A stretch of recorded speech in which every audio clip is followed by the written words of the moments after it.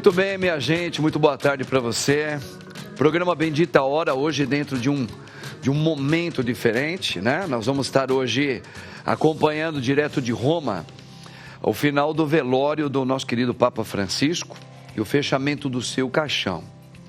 É uma cerimônia dentro de um rito próprio, um momento de despedida, saudade, mas também a certeza da ressurreição, né, minha gente? Claro, sem dúvida nenhuma. Então, junto comigo está aqui a nossa querida jornalista Estela Contígio, que participará comigo aqui dessa cobertura. Por isso, Estelinha, boa tarde, minha querida. Muito boa tarde, padre. É um prazer estar aqui num momento que é um momento de despedida.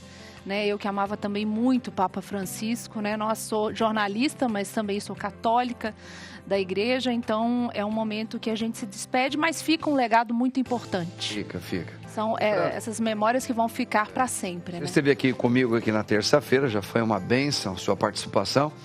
Mas olha, Estela, vamos fazer o seguinte, vamos colocar todo esse momento, meu, seu, nós vamos acompanhar um pouco essa cobertura, junto com o nosso povo em casa. Vamos acompanhar com o nosso Deus, né? Sim.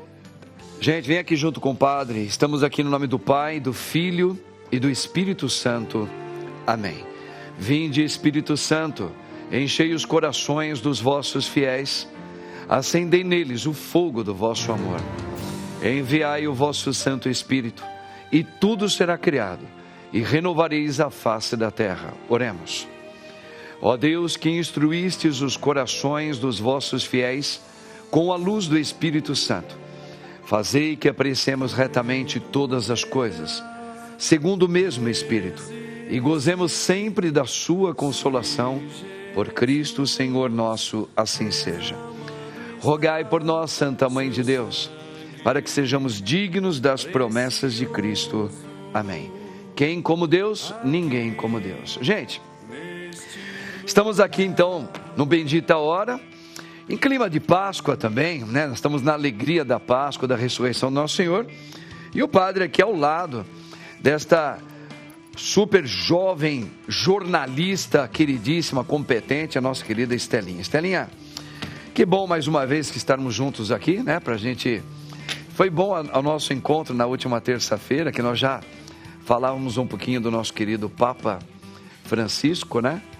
E você estava falando agora na apresentação que você também vem assim com muito carinho pelo nosso Papa, né? Papa Francisco. Eu acho que seria legal a gente meio que fazer enquanto não aparece a cena. Daqui a pouco nós vamos mostrar algumas cenas da cerimônia. Mas o Papa ele deixou um legado muito interessante, que eu acho que valeria a pena a gente fazer algumas pequenas recordações. Por exemplo, esta igreja em saída. A gente sabe que ele não foi o precursor disso, né? A gente sabe que ele, como Papa, ele deu uma continuidade àquilo que a igreja, aqueles que guardam a fé, já vinham também trabalhando de tempo em tempo, entendendo, fazendo uma leitura de cada época que a gente vive, né? Então, desde o Papa Paulo VI, né? Ele também já tinha dado esse começo de a igreja em saída, para fazer viagens, para conhecer alguns outros países, para deslocar daquela coisa só da Europa. Depois veio o Papa João Paulo II, que fez mais de 100 e poucas viagens durante o seu pontificado. E ele foi um Papa que deu esse boom de conhecer, de uma igreja que vai conhecer o mundo afora, o povo, as dioceses do mundo inteiro, etc. e tal, né? Depois veio o Bento trazendo uma necessidade por um período de grande transformação aqui. Intelectual, maravilhoso. Livros publicados incríveis. Espetacular, né? E agora, recentemente, mais recente da nossa história da igreja, o Papa Francisco, né? Que ele praticamente deu uma continuidade dessa igreja em saída, indo mais para lugares assim, bem quase desconhecidos, na chamada periferia do mundo, inclusive também ordenando bispos e promovendo cardeais que nunca teve em alguns países, né? Então ele chegou muito perto. Isso foi uma das grandes, vamos dizer assim, um dos grandes trabalhos do Papa Francisco, né? Sem dúvida, 80% ali dos cardeais foram, na verdade, trocados. Então, nessa época do Francisco. Dele, né? Mas não porque ele gostaria de trazer os cardeais que estão na mesma linha dele, não tem nada. Já há muita especulação sobre isso. Mas, na realidade, para trazer o que ele chamava de fim do mundo, né? Eu fui um papa do fim do mundo, me chamaram lá do fim do mundo. E ele chamou, então, cardeais de Mianmar, né? Hoje, por exemplo, e muitos deles, eu acho essa questão, a gente não vai abordar tanto isso porque é despedida, mas muitos cardeais que estão hoje já reunidos, já chegaram em Roma, né? A gente vê, daqui a pouco vamos ver as imagens ao vivo da Praça São Pedro, então, que acho que nesse momento começa, então, até fechar para os fiéis, né? Que estão ali prestando as últimas homenagens. E, na verdade, eles vão se encontrar pela primeira vez, esses cardeais. Vão tomar o café, talvez, pela primeira vez, vão se conhecer pela primeira vez. Então, é um momento histórico também dessa igreja renovada, vamos dizer assim, com novos cardeais. Sim. Que o Francisco, o objetivo dele era trazer mesmo das periferias do mundo, o nosso próprio assim. Senhor disse, né? Ide por todo o mundo, né? Pregai o evangelho, batizai toda a criatura. Então, essa questão de ir, ele entendeu bem. Pô, se Deus me encontrou aqui e me colocou como guardião da fé, que aliás, acho que vale a pena a gente depois, acho que salientar um pouquinho o papel. O que é o Papa, né? Porque senão, até para desnudar um pouquinho essa coisa de, parece que tem partidos políticos envolvidos, não tem nada disso, né? Então, acho que seria legal a gente daqui a pouquinho também falar. Sem dúvida. O papel... do que é o Papa? O Papa é pai, é um pai. E aqui a gente faz uma lembrança, acho que é bem legal isso aí, até para a gente entender Francisco muito bem, o Papa Francisco, que desde a época do rei Davi, naquela época eles iam muito para a guerra, né? E ele, como era o rei, como ele ia para a guerra, para os combates, ele deixava alguém para guardar a restante do povo de Israel que estava ali, os mais velhos, as crianças, as mulheres e também um outro povo. Então eles ficavam meio com a chave na mão, né, na época de Davi. E essa questão, ela se passou também por nosso Senhor Jesus Cristo. Ele é o rei, né? E que deixou o seu legado, deixou aquilo que ele quis como igreja, que ele fundou, a sua igreja. Então, como ele deixou e falou, eu voltarei plenamente, mas vou deixar alguém para guardar esta igreja. Então todo esse legado, ele é de Cristo, e ele não pode ser manchado, nem corrompido por aquilo que Cristo quer. E essa chave tem que ficar na mão de alguém de confiança, que vai guardar esse tesouro de Jesus. Que aí é o papel do quê? Desse representante, esse pontífice aqui na terra, que vai guardar aquilo que Cristo deixou para nós. Daí vem o Papa, o Pai, aquele que vai cuidar até a vinda do Rei voltar plenamente. Uma vez perguntaram para o nosso querido Papa São João Paulo II, quando ele acabou de ser nomeado Papa, e aí veio aquelas especulações normais, em que o pessoal vem e fala, pô, será que agora no seu pontificado, será que vai ser possível a gente ver mulheres serem ordenadas? A resposta dele é muito bonita, simpática, ele era também aquele jeitão dele. Ele disse assim, olha minha querida, eu não sou Deus, eu não sou Jesus, eu sou apenas aquele que guardo aquilo que ele deixou.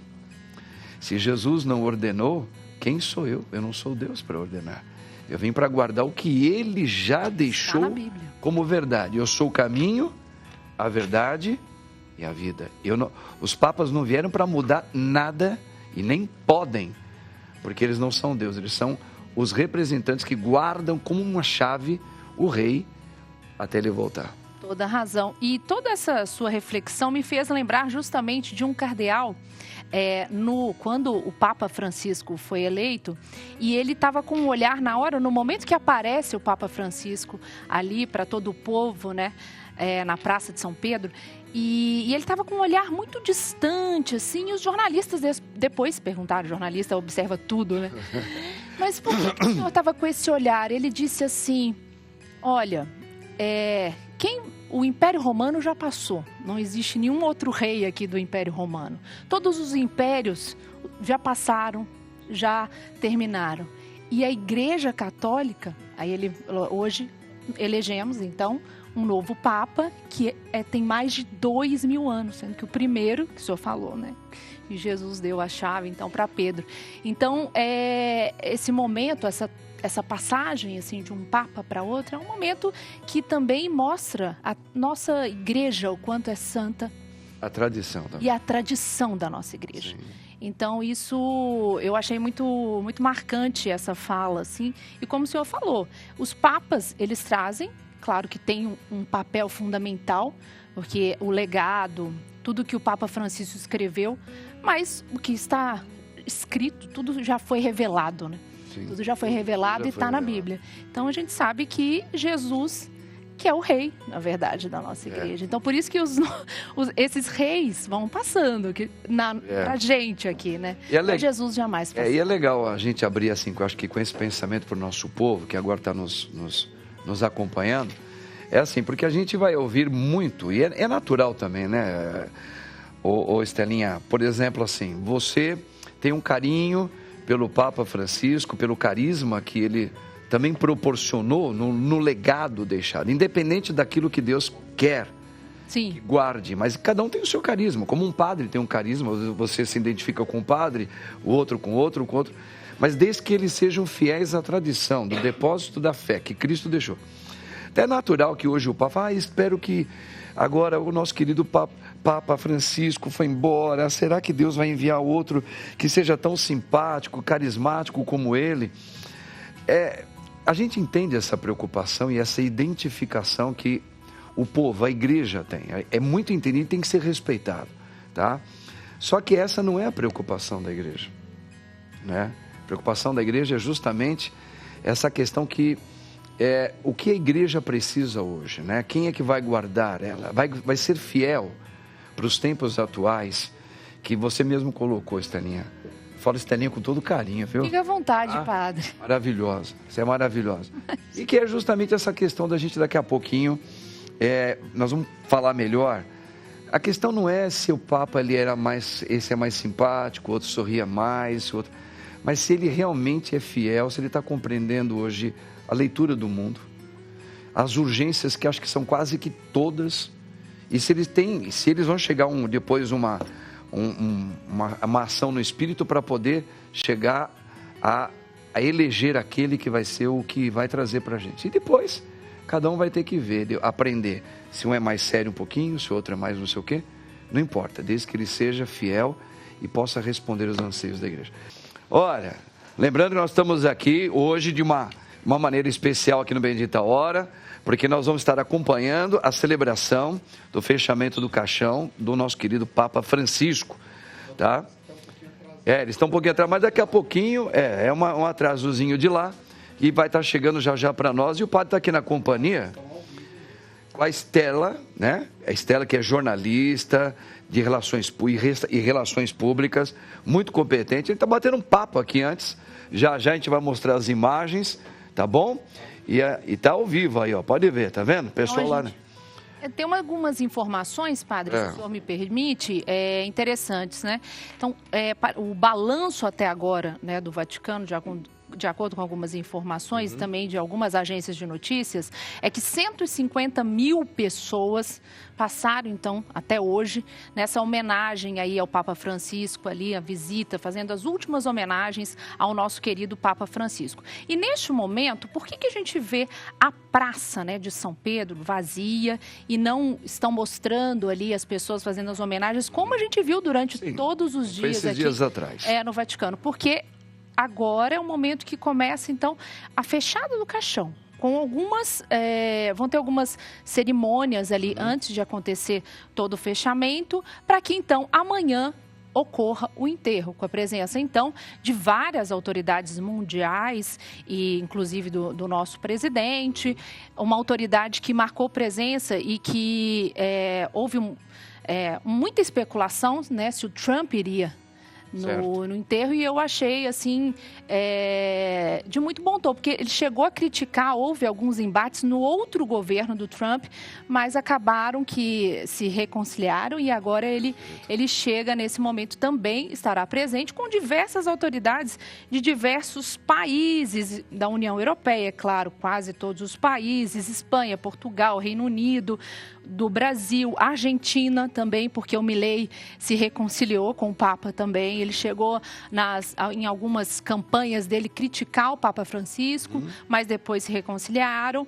E o presidente de Honduras. Então, assim, de todos os lugares do mundo estarão presentes nessa cerimônia, que irá acontecer amanhã, né? Primeiro, logo depois da cerimônia, então, aí o corpo do Papa Francisco vai percorrer as ruas de Roma, em lugares históricos, e logo depois vai, então, para Santa Maria Maggiore, que era a igreja favorita. Acho que a gente pode falar disso, a escolha dele, né? Essa escolha de não ser enterrado ali dentro, né, do Vaticano, né?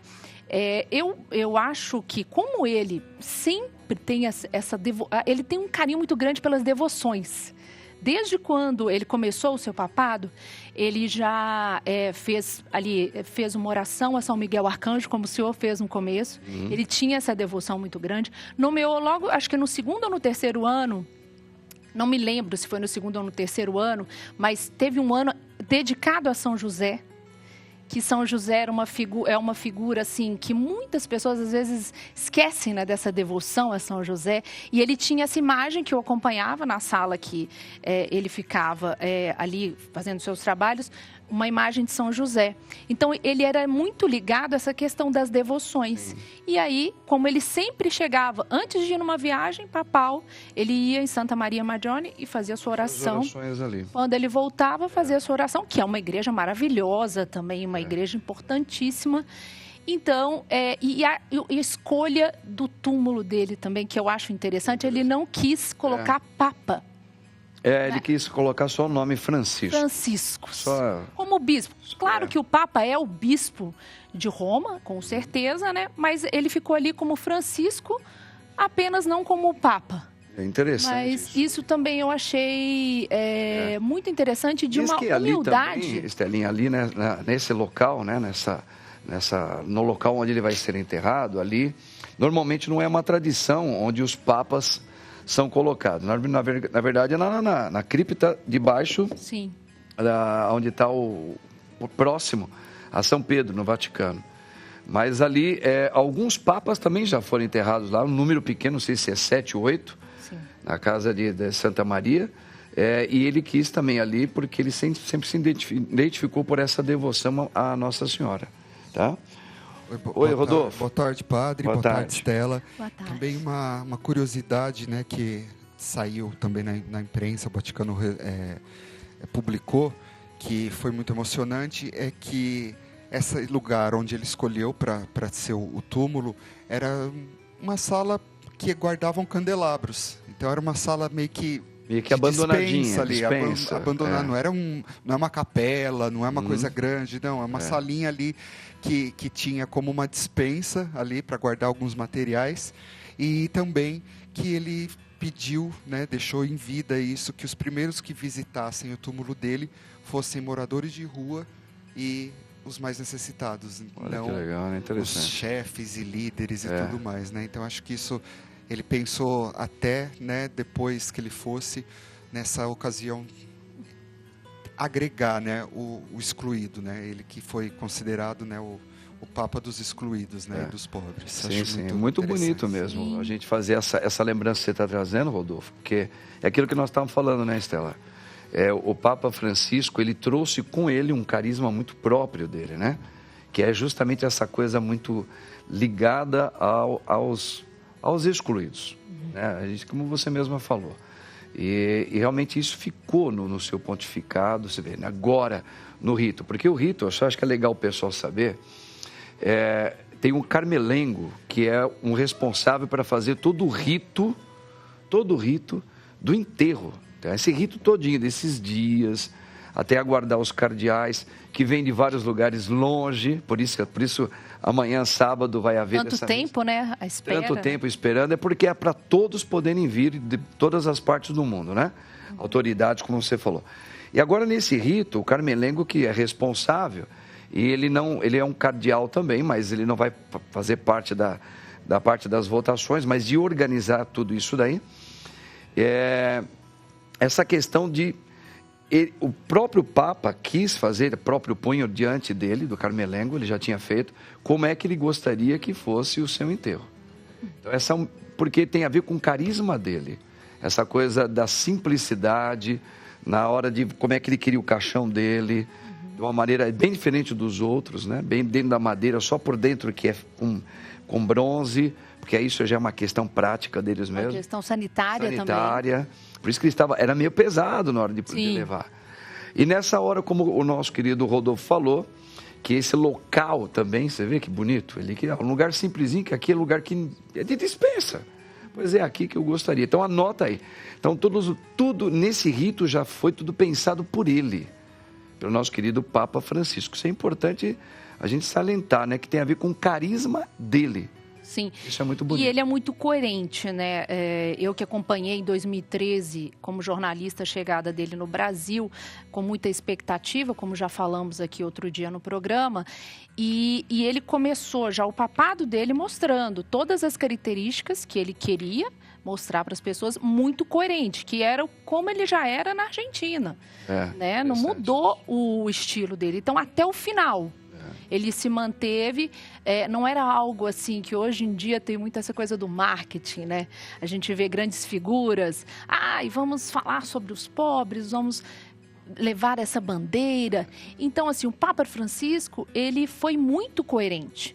Então, ele abriu o Vaticano, fez um local onde as pessoas, moradores de rua, poderiam tomar banho, que é o que o Padre Juarez também tem aqui na igreja, ali na 9 de julho.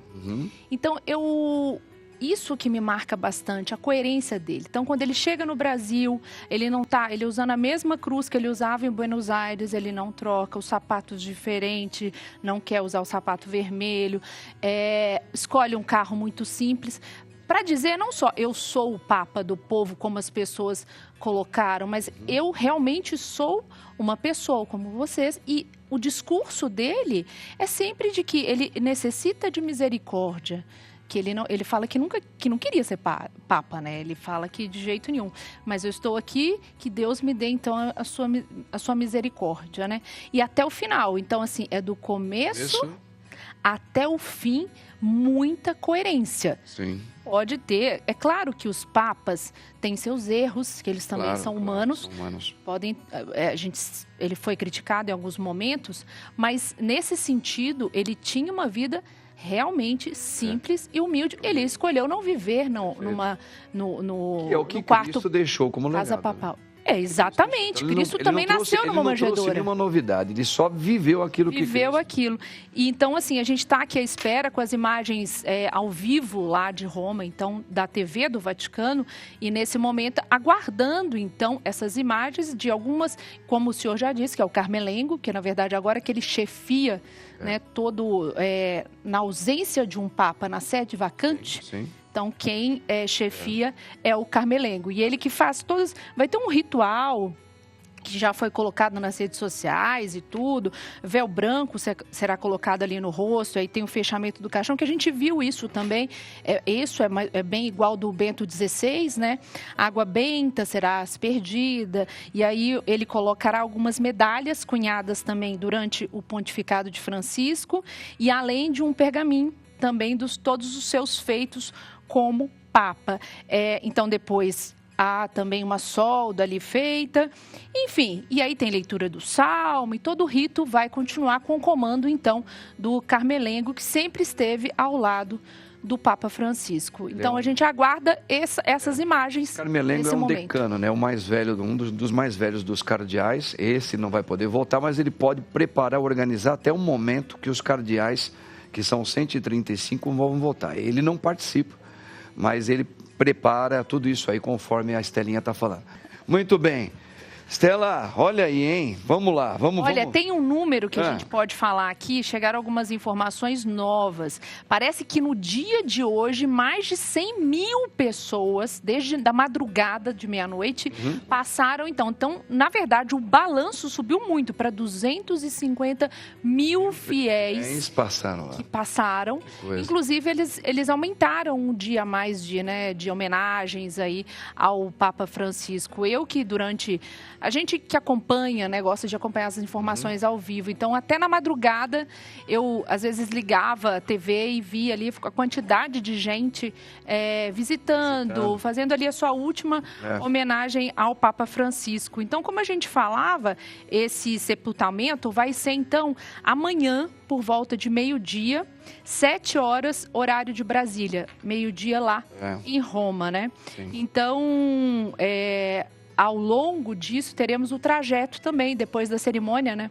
Depois da cerimônia, então, fúnebre, teremos o trajeto até a Basílica de Santa Maria Maggiore. E eu acho que isso, não temos informações ainda, eu acho que seria interessante a gente até depois apurar, mas sabemos que o Papa, o corpo do Papa irá, então, pelas ruas de Roma. Não sei o trajeto e como será. Eu acho que será em carro aberto, mas o caixão fechado. Caixão fechado. Como o do Bento XVI, mas o Bento XVI foi enterrado no Vaticano. Sabendo que as filas todos esses fiéis que passaram por ali, chegaram a ter 2 quilômetros de fila só para ver, né, o corpo do Papa Francisco, né? Agora, um ponto interessante aqui, hoje, quando estava no primeiro merchan ali, Estela, o príncipe falou, né, que muitas pessoas, por causa, é uma semana que o povo está um pouco triste, a gente super entende isso. Eu até quero pegar aqui um pensamento que o nosso querido padre Marcelo Rossi me falava, né? Saudade sim, tristeza não. O padre Marcelo falava muito isso aí. E o Papa, várias vezes, inclusive hoje lá na rádio onde eu trabalho, nós colocamos um ponto onde ele mesmo fala que nós temos que ser sempre alegres em qualquer momento. Ele fala, em todo momento. Nunca perder o senso de humor. Então, assim, eu acho que esse legado também é muito importante a gente destacar aqui, porque, assim, por 2 motivos. Primeiro, porque a gente fica triste por uma saudade que, tudo bem, você passa alguns dias e fala, puxa vida, eu gostava muito dessa pessoa, ele deixou um legado tão importante. Então, fica uma coisa, saudade, né?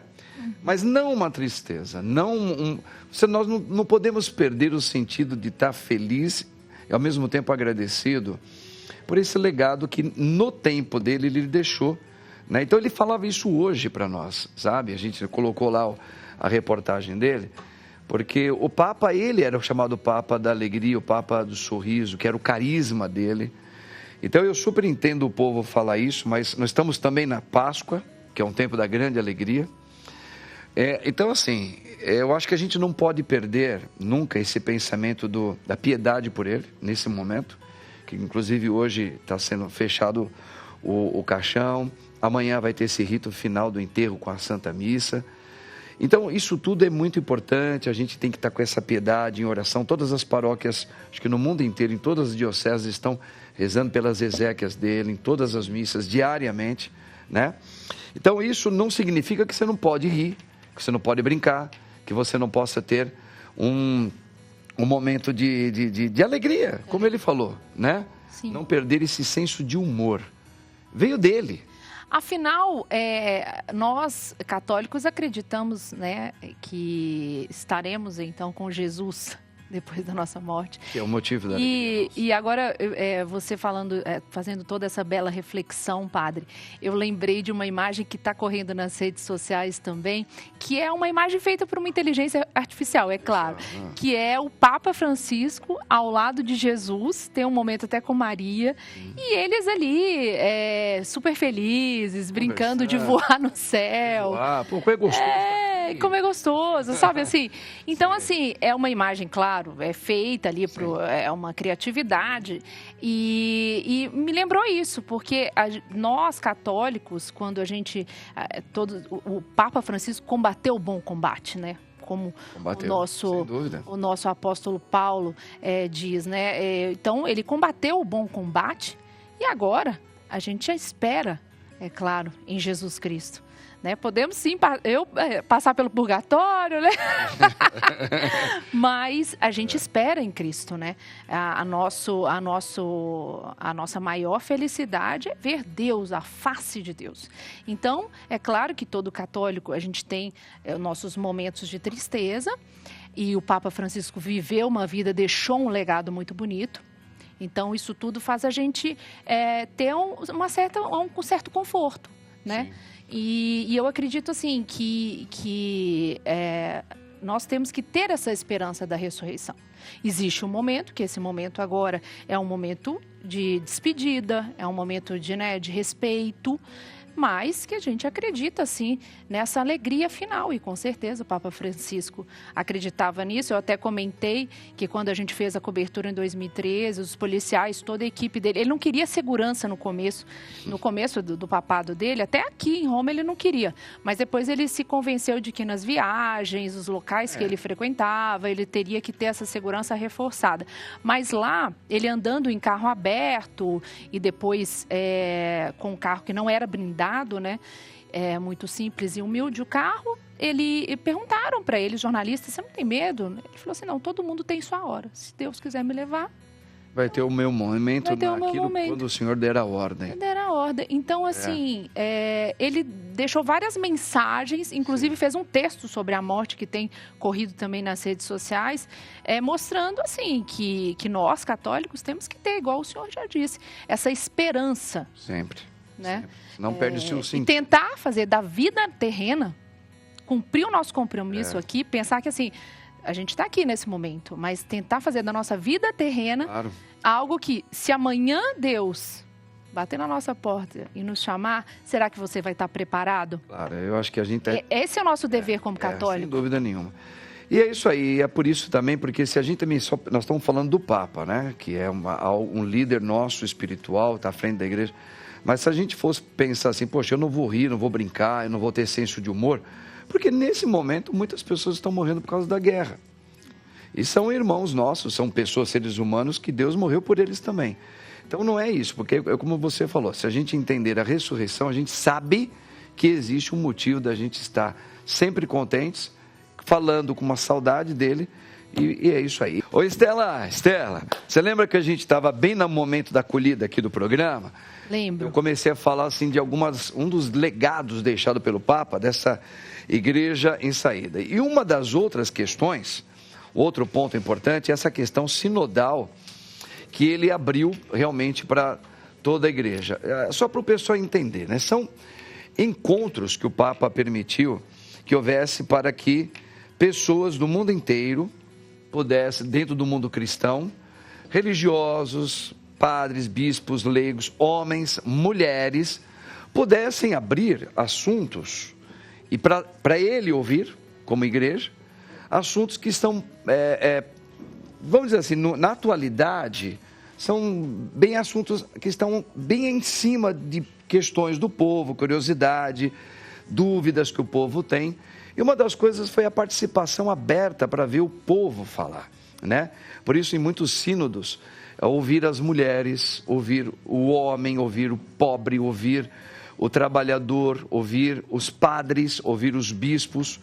E ele vai recolhendo nesses sínodos, foi para ouvir todas as necessidades do hoje. E uma das questões foi ouvir as mulheres também, né? O Papa Francisco foi trazido para ele, você vai lembrar disso, questões que a participação da mulher, a mulher já tem uma participação muito bacana dentro da igreja, mas será possível se abrir a possibilidade da mulher ainda atuar um pouco mais, talvez como ser elevada a um diaconato para as mulheres, etc. e tal, né? Então o sínodo serviu também para essas coisas, para essa conversa, para tirar as dúvidas. O Papa vai ouvir todo mundo, mas vai entrar um pouco naquela questão também que a gente falou, né? Que eu falei do Papa João Paulo II. Eu não sou Deus, eu não sou Jesus que já preparou a sua igreja. Mas que legal que ele abre para ouvir todos, inclusive as mulheres, de novo, né? Isso é muito importante, né? Porque em qualquer instituição, se a gente colocar uma organização, uma empresa, se você não ouve o seu público, você não consegue o direcionamento, né? Principalmente na área de comunicação, eu que também trabalho com isso.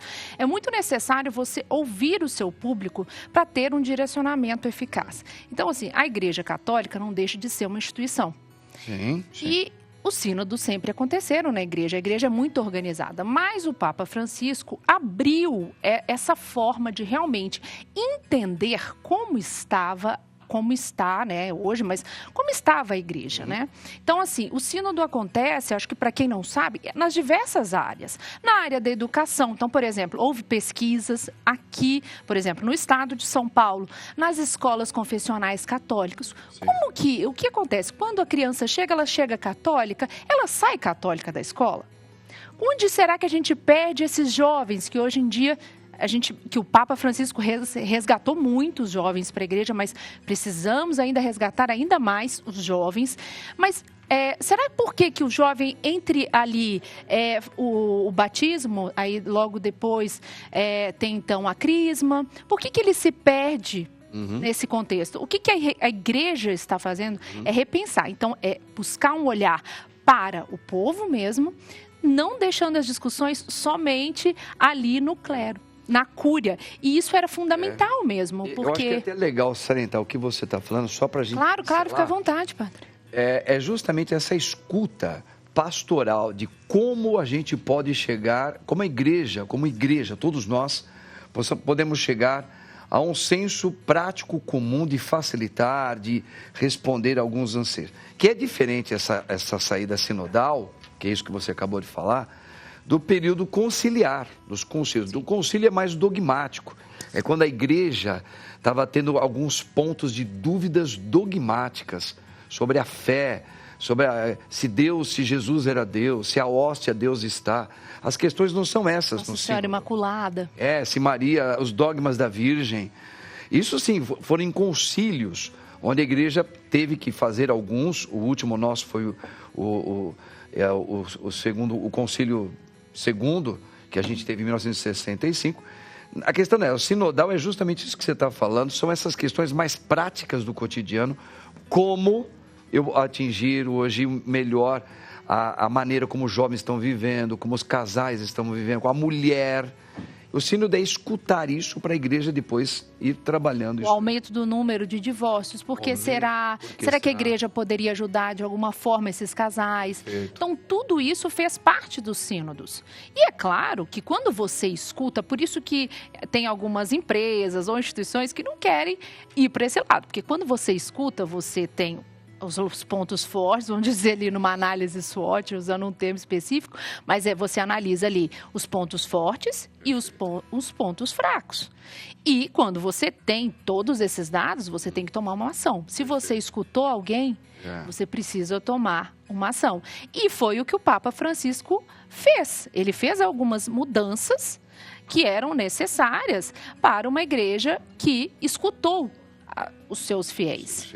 Então, claro que em alguns momentos criticado e tudo, mas faz parte, porque eu acho que ele como líder também, olhando de fora, só como um líder, né? Ele sempre vai correr o risco de agradar e desagradar. E eu acho interessante quando você falou, pegando esse gancho do Papa João Paulo II, e o Papa Francisco. Olha que interessante. Quando o Papa João Paulo II foi eleito e ele decidiu então viajar, porque os papas ficavam muito assim em Roma, não iam para todos os países. O Papa João Paulo abriu, justamente pelo momento de televisão, das mídias sociais. E o Papa Francisco já chega num momento ainda maior da mídia. Igual a Mitsubishi funcionando legal aí, né? Então, assim, na realidade, são momentos também que Deus coloca uma pessoa que era fundamental para esse momento. E, no entanto, que o Papa Francisco até escolhe o santo da internet, que teve um dos processos mais rápidos para se tornar santo, né? Claro que ainda não foi canonizado, o beato Carlo Acutis. Então, é fundamental. Parece que a gente tem uma foto. Nós temos uma foto aí que marcou bem assim um pontificado dele aí, ó. Um momento dele, olha que bacana. Essa, ela quebrou o protocolo. Esse momento agora do enterro dele, tá certo? É a freira que era muito amiga. Muito próxima dele, né? Muito próxima do Papa. Ela que sempre estava ao lado. Você vê outras fotos também durante o papado dele, ela ao lado dele. Então, naquele momento, ela quebra o protocolo. Claro, foi autorizada, ela não fez nada sem autorização. Que não podia chegar tão perto assim. Mas aquele carinho, aquele amor, e mostra justamente isso. O Papa que era próximo, né? De diversas amizades, continuava então com as suas amizades, porque ali as informações que a gente tem de bastidor, não sei se o senhor também sabe, onde ele vivia, né, a casa de Santa Marta, era um local muito que ele convivia com as pessoas. Sim. Porque lá em Buenos Aires, ele também gostava de cozinhar, ele gostava de fazer as tarefas dele do dia a dia. Hoje eu não sei, alguns anos atrás, porque ultimamente ele precisava de ajuda, há alguns anos o enfermeiro dele o ajudava, mas não sei se ele continuava fazendo essas funções. Então, ele ficava muito próximo de que a amizade que ele tinha, ele continuou mantendo. É muito interessante, né? É muito interessante isso aí. Olha, ela está dizendo que essa freirinha, ela cuidava muito dos pobres, né? Homossexuais e excluídos. Ela era um carisma próprio dela e o Papa ia lá para também fazer essas visitas, né? Estar junto com ele. Então é muito legal a gente saber disso daí, né? Agora você colocou um ponto aqui, Estela, que eu acho legal também falar. Isso aí, existe uma conversa que saíram dos bastidores, não tem nada a ver com a questão daquilo que os cardeais vivem lá dentro, mas algumas coisas eles podem falar. E uma das coisas é o seguinte: o Papa, os cardeais, normalmente eles não querem ser Papa, não, porque é o seguinte, para nós parece que tem, até quebrando um pouco aqueles protocolos dos filmes aí agora, parece que tem uma disputa para ser Papa, que eu vou ter o poder, tá? Mas não é assim, porque é o seguinte, eles vão ter que, eles não voltam mais para casa. Por exemplo, esses cardeais, eles correm um seríssimo risco, os 135, que vão votar ali juntos, eles, ao ser Papa, eles não voltam mais para a sua terra, eles não voltam mais para a sua família, porque eles vão ter uma outra vida, tá certo? Então, diz que já muitos casos viram aquele que foi nomeado Papa, muito triste na hora que ele... Triste assim, ele ficou muito parado, e todo mundo festejou. Oh! E ele... Por quê? Porque na hora ele falou, e agora? Eu não vou voltar, talvez eu não vou ver mais a minha mãe, se tem a mãe viva, meus irmãos, não vou voltar para casa, não vou... Às vezes você falou do amigo, às vezes eu não vou ter mais aquela condição que eu tinha com os meus amigos, muda tudo. Então praticamente é como se ele morresse mesmo, entre aspas, a gente está falando aqui, por um mundo que ele viveu até então como cardeal. Tá certo? Que ele tinha um acesso mais a um mundo assim. Nossa, me veio a frase quando Jesus fala para Pedro: Pedro, tu és pedra. E sobre essa pedra edificarei a minha igreja. E a partir daquele momento foi... porque Pedro deu trabalho para Jesus. Como deu trabalho? Pelo amor de Deus. Pedro deu trabalho para Jesus. Então, naquele momento, o amadurecimento também. Os discípulos, né, os apóstolos vão amadurecendo com Jesus. E aí, como você falou, aquele momento é uma morte para a vida. Uma morte. Muda antiga tudo. Vida para uma vida de dedicação total. De serviço. A gente já até ouviu falar, mas vocês já ouviram, vocês seguiram um pouco como que era ele como bispo, ele ou outros que foram papas? Eles não eram assim, não era assim mesmo, existe uma lógica. Talvez eles andaram, que nem você falou, o Francisco era assim, ele manteve a questão do seu carisma como inclinado aos pobres, às periferias, isso foi uma coisa muito dele. Sim. Mas assim, a partir do momento que você agora recebeu essa nomeação papal, de pegar as chaves, isso muda a vida da pessoa completamente. Então, muitas coisas, muita multiforma sua de ser, de proceder, de ir, de vir, você vai se limitar a algumas coisas e vai viver um outro mundo completamente. É um outro mundo completamente. Isso ele viveu também. Temos mais uma fotinha aí, ó, Estela, que marcou também na última bênção dele, ó. Dá uma olhada, ó. Domingo de Páscoa. Ali ele estava bem abatido, a gente percebia. Mas foi marcante porque foi uma despedida, né? Foi. E ele chegou a falar Feliz Páscoa e depois até desfilou em carro aberto, né? Muito debilitado. A voz dele quase não saía.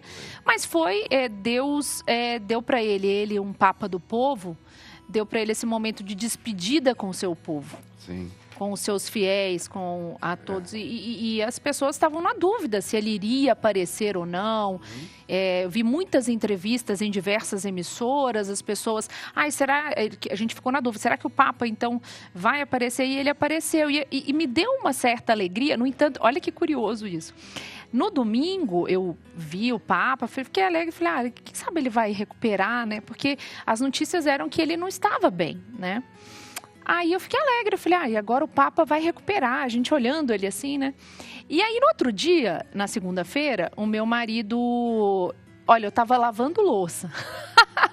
Meu marido falou assim, eu estava na praia, viajei com minha família, aí ele veio, olha, o Papa faleceu, só que eu entendi, o Papa apareceu. Eu falei assim, sim, o Papa apareceu no domingo, ele apareceu.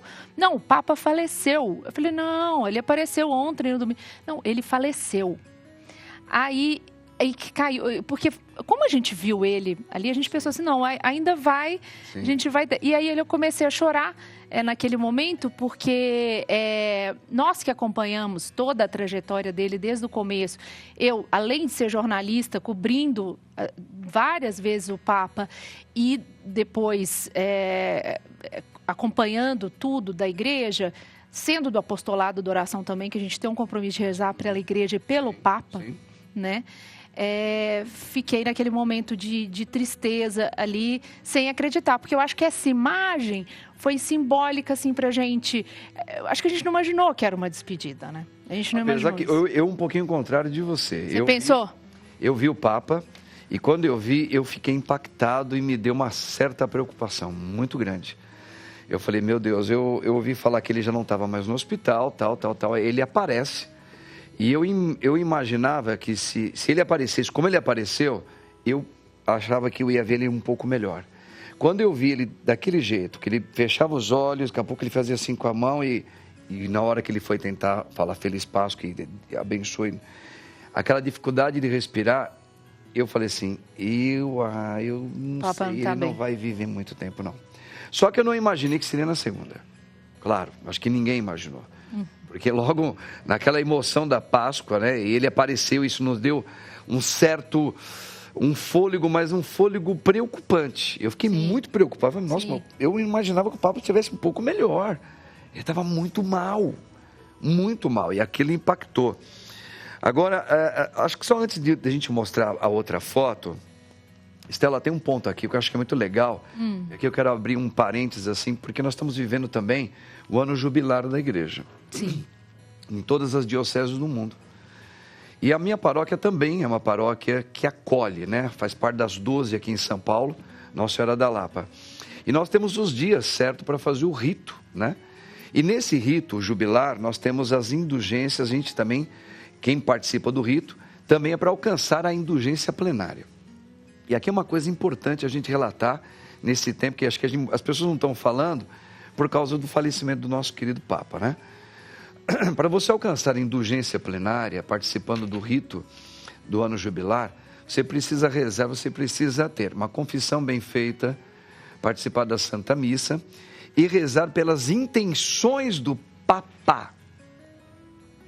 Aí pode pintar algumas dúvidas, como já surgiram de algumas pessoas, falam, porque é o seguinte, está valendo isso mesmo, rezar pelas intenções do Papa, mesmo que ele morreu? Está. Nós temos que explicar isso aqui agora como igreja também. Na missa, a gente não fala mais o nome do Papa Francisco. Na hora que você vai colocar, rezemos pela igreja e por aqueles que estão à frente dela. A gente falava sempre o Papa Francisco.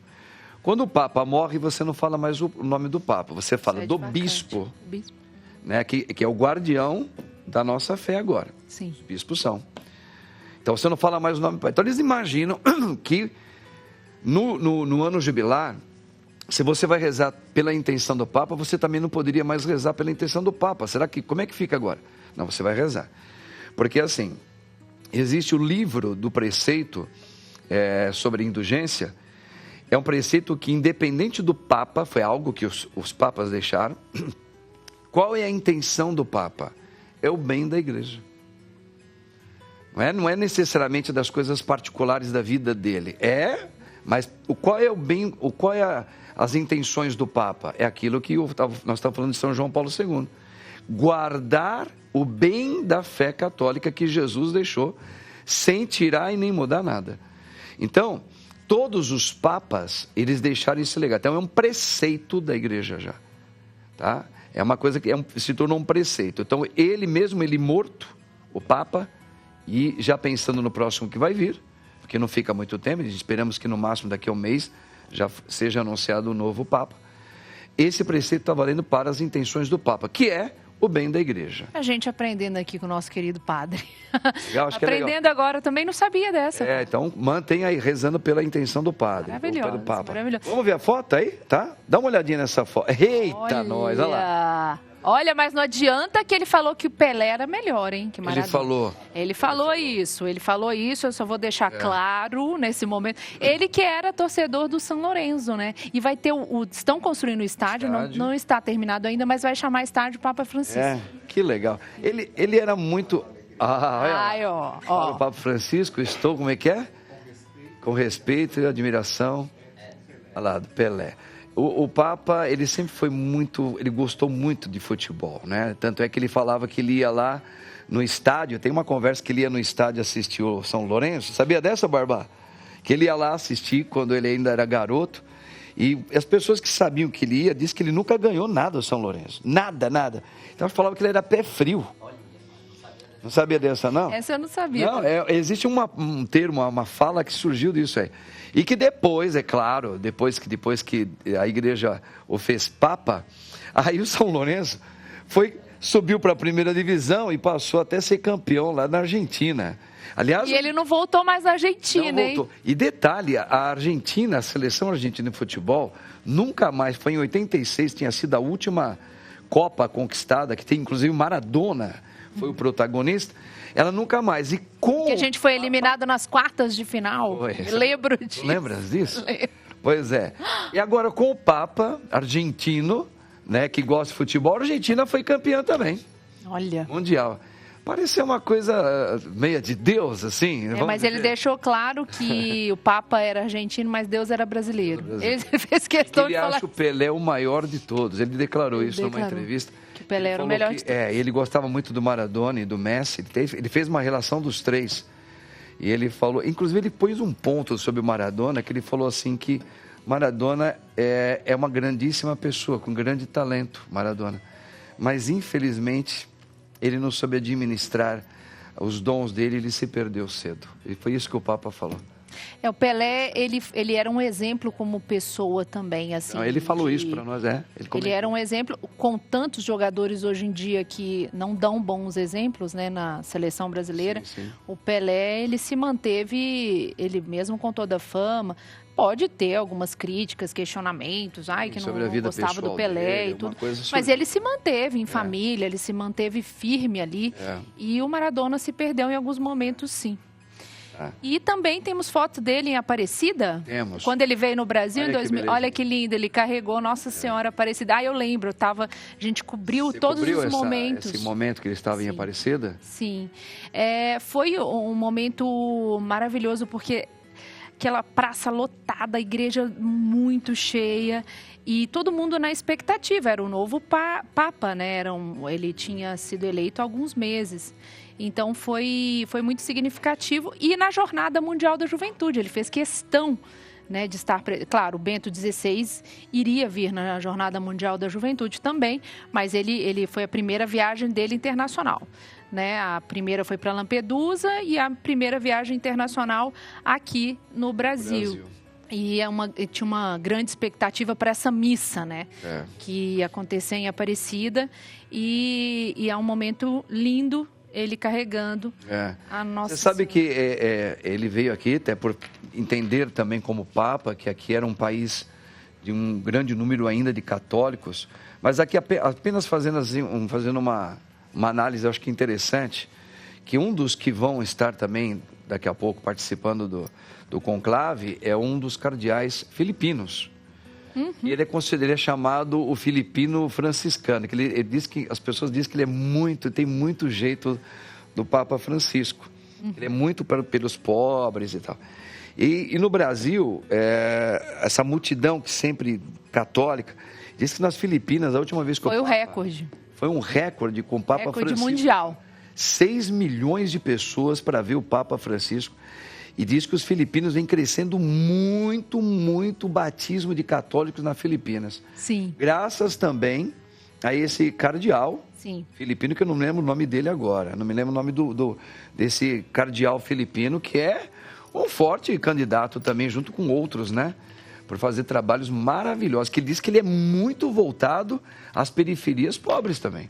Ele pega na mão, que ele tem um carinho muito grande. E falando sobre essa questão dos jovens, voltando, nós até conversávamos no bastidores, falávamos sobre isso, né, padre? O Carla Cutts iria ser canonizado no domingo. Né? Claro que a canonização foi adiada, não cancelada, porque muita gente na internet perguntando, né? Porque eu também tenho um carinho muito grande por esse beato, falo muito sobre ele, tenho uma relíquia, né? Eu tenho uma pétala que não se decompõe. Também sou amiga do padre Fábio Vieira, que está lá nesse momento, porque estava planejado para ir na canonização. E eu acho interessante que, alinhando ali, porque o Carla Cutts também em Assis, né? Com Francisco de Assis, muita devoção. E o que eu acho espetacular também, que quando o senhor falou aqui sobre, não foi o Rodolfo que disse, sobre que os moradores de rua que iam visitar o túmulo. E uma curiosidade sobre o Carla Cutts, quando ele foi enterrado, quando foi o velório dele, começou a aparecer diversas pessoas em situação vulnerável, de rua, drogados e tudo, porque ele fazia toda a caridade dele em silêncio. Ele pegava ali, que ele tinha 15 anos, morreu com 15 anos, né? Pegava ali o dinheirinho dele que ele ganhava, dava para os pobres, tirava o tênis dele, às vezes chegava em casa descalço, levava comida que sobrou, levava para os pobres. Então, o velório dele lotou de pessoas vulneráveis, em situações aí miseráveis. Lembrei muito também do Carla Cutts e com certeza logo, logo teremos essa data, né? Mas isso não é importante agora, claro, temos que falar do Papa, mas são figuras ali, né? Ele seguiu o exemplo de Francisco, Carla Cutts também, e ele decidiu então fazer um processo, né? Claro que tem todo a Igreja Católica tem um processo, né? Sobre isso, mas com tantos milagres e uma comoção muito grande, né? Principalmente no Brasil, o primeiro milagre no Brasil, né?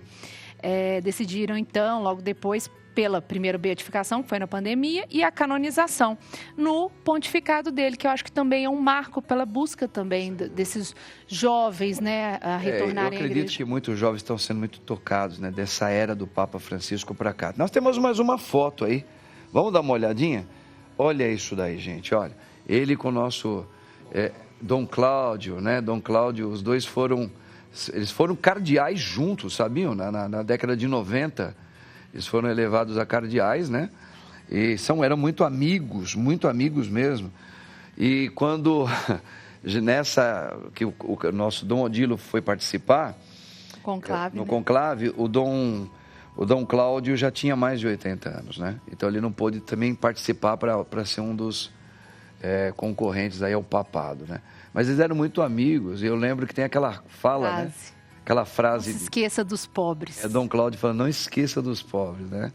E aí tá, os dois... É muito emblemática essa foto, né? Bonita.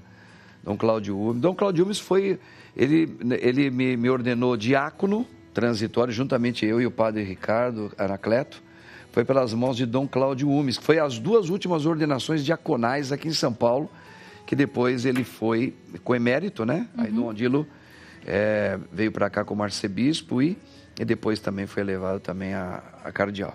Mas os dois eram muito amigos, uma foto muito bonita, muito significante. Linda. Né? Muito significante também. Justamente, e aí logo depois ele fala, né, que qual seria o nome dele? Francisco. Francisco, não é? Isso, lembrando até do cardeal que pediu para ele não esquecer dos pobres, né? E agora a gente fica nessa expectativa de outras imagens, né? Que vemos aqui a praça de São Pedro vazia, então o velório realmente já encerrou. Já tem aí cerca de 2 horas que o velório já foi encerrado, então logo depois a gente vai ter... Não sei, essa cerimônia, até a gente pode apurar se a cerimônia, então, já aconteceu de fechamento do caixão. Né? Pode ser que não tenha sido transmitida aqui pela TV do Vaticano, né? Mas pode já ter ocorrido. E logo após, amanhã, teremos, então, meio-dia, horário de Roma, o enterro do Papa Francisco. O nosso cardeal, o cardeal Odilo, ele comentou com a gente, mandou uma nota para nós, que ele já está lá no Vaticano. Ele vai participar logo amanhã também, já estarão todos os cardeais lá já participando dessa missa. Ele pediu para que todos nós, aqui no Brasil, em São Paulo, pudéssemos ficar sintonizados a partir das 5 horas da manhã, que vai começar já o rito da... É 8 horas no horário de Brasília, Isso. né? Então ele pediu que a partir das 5 horas da manhã já pudéssemos acompanhar esse momento do enterro final, né? Com a missa, e aí encerrando isso aí. E aí, inclusive, ele já disse, logo após o enterro, aí voltem a rezar, aqui uma palavra do cardeal, agora para o conclave. Sim. Então, a partir de amanhã, após esta missa, gente, aí nós vamos centrar sobre todo o andamento do conclave, que é esse decano que o padre falou aqui, né, o Carmelengo, que está organizando já tudo isso, tanto o enterro, como toda a preparação do conclave agora também. Agora, a primeira congregação de cardeais, junto com os líderes de congregações, eles vão se reunir, que é aquilo que você falou também, Estelinha, muito bem, eles vão se conhecer. Muitos vão se conhecer. Muitos vão tomar um cafezinho juntos. Muito importante esse momento de se conhecer, é justamente para entender o jeitão de um do outro, e ali que já começa a massinha pegar forma, entendeu? A gente já viu algumas imagens de algumas reuniões deles, né? Mas é claro, sem falar nessa coisa da questão do conclave, mas vão ter as reuniões pré-conclave. Algumas já aconteceram, né? Mas não, assim, a preocupação agora é realmente essas últimas homenagens ao Papa Francisco. Sim. E aí, depois, essas reuniões finais para a organização do conclave. Claro mesmo. Que, com muitos cardeais novos que vão se conhecer, 80% ali, praticamente, né? Renovados ali, mas nesse intuito de trazer os cardeais também da periferia do mundo, né, como o Papa Francisco queria. Mas a expectativa, eu acredito, desse conclave, que o conclave do Papa Francisco foi muito rápido, né? Foi um dos mais rápidos. Foi um dos mais rápidos que existiu. Talvez não seja tão rápido, devido, eu acho que, por essa renovação e até a busca, né, ali de todos, para entender um pouco, né? Sempre. Qual é o caminho da igreja. Eu acho que é uma possibilidade que esse conclave dure um pouco mais. Mas isso são suposições, né? Que eu acho que é legal a gente sublinhar de novo aquilo que a gente iniciou aqui, Estela. Sim. A gente está quase encerrando, acho que o horário também. A questão é o seguinte, a gente sabe, o povo vai ouvir muitas especulações sobre essa questão meio ideológica de progressista, conservador, etc. e tal. Gente, nós temos que entender uma coisa pela igreja, não é pelo padre Marcos, não, pela igreja. Isso não existe dentro do âmbito daquilo que nosso Senhor deixou para a igreja, para guardar a fé. Ela não entra essas ideologias, isso aí vem uma coisa de fora para dentro. Então tem pessoas que vão fazer especulações pelo estilo da pessoa, se está ligado a algum partido político ou não, etc. Isso aí não existe. Não existe. O cardeal colocou isso muito para nós, Dom Odilo, antes dele fazer a viagem, ele deixou isso muito claro. Então, agora é o momento daquilo que a gente sublinhou bem. Que venha, e a gente vai rezar, né, se Deus permitir, já até com a intercessão do Papa Francisco, se também estiver na graça do céu, para que venha alguém que seja fiel, conserve e guarde fiel o depósito da fé que o nosso Senhor Jesus Cristo deixou sem pôr e sem tirar. Nós temos que rezar para isso, que tenha o Papa seja fiel pela tradição tradição daquilo que eles viram. Exatamente. Foram falando um para o outro, testemunhando a ressurreição, para que a gente tenha um Papa que nos leve a ter uma intimidade de amor com Jesus. Exato. E tendo intimidade com Jesus tem a ver com ser pobre, cuidar da ecologia, porque é a criação, e não tem nada a ver com partido político. E quando questões polêmicas, como quando, por exemplo, a questão do aborto, quando pediram para o Papa Francisco se manifestar, ele deixou bem claro. Ele deixou bem claro que o aborto é um assassinato, é uma morte. Acabou. Então, o que Jesus também condenaria nesse caso, né? Sem dúvida. Então, assim, como você disse, é o Espírito Santo.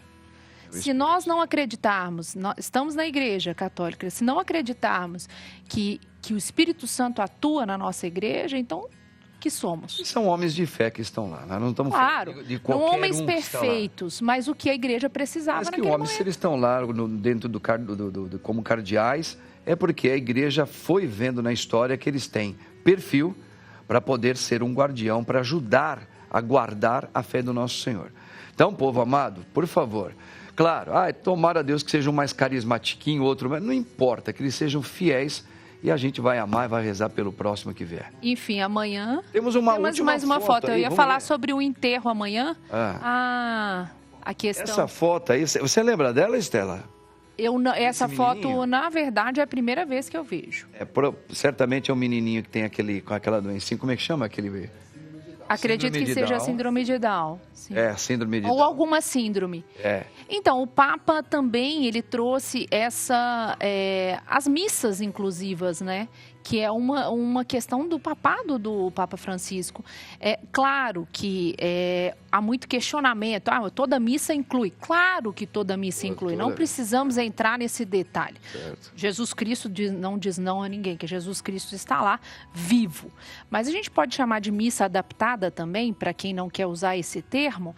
É uma missa especial, com alguns cantos, talvez com os cantos um pouco mais suaves, com algumas questões ali para receber esse público, que também pode ir em qualquer missa. Claro. Mas é que as mães viram essa necessidade por estarem como... Às vezes, é difícil, né, padre? A gente sabe que na igreja, às vezes, é difícil uma criança correndo e as pessoas olham. Então, assim, às vezes... Autismo, etc e tal. Isso. A gente tem que entender, não sabe, a criança começa a gritar. Muita gente preconceituosa também. Sem dúvida. É complicado. Então, assim, ele criou essa inclusão. Que bonito. Olha, gente, então assim... como a Estela comentou, por algum motivo, talvez a TV Vaticano ainda não mostrou para nós, mas certamente hoje está ocorrendo o fechamento do caixão do Papa e agora vai começar esse translado agora para Santa Maria Maggiore. Vai lá, provavelmente vai passar por algumas ruas com o caixão fechado. Acho que começa às 5 da manhã. Às 5 da manhã.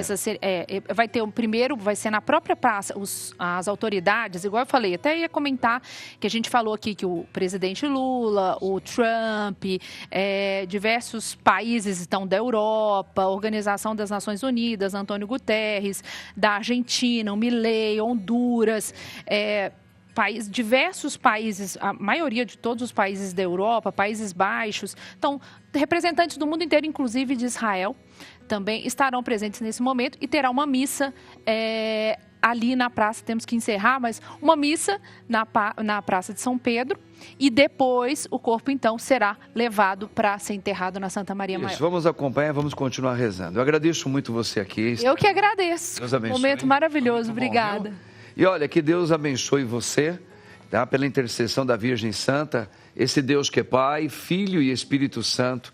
Amém. Tchau, meu povo. Estamos juntos aí.